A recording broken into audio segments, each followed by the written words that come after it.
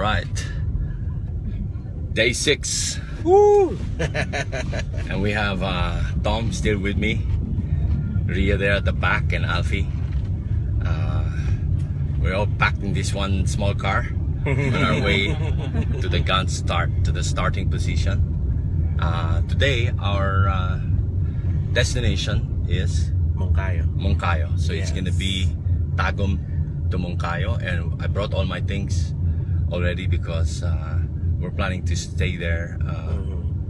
Yeah, we're gonna find a resort, even if Arnold's not around. Is that okay? Arnold is gonna catch up. Oh, okay, okay. They will follow. So that's gonna be the schedule today. Looking forward to a cool morning. We've decided to start 3.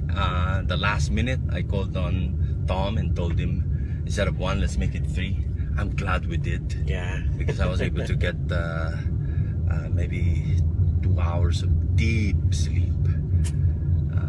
But I was able to catch up on some of my washing last night. Some soiled shirts and shorts. Right. And so we're getting ready. We're looking for that starting point here, right here. And so we're pumped up, ready to go.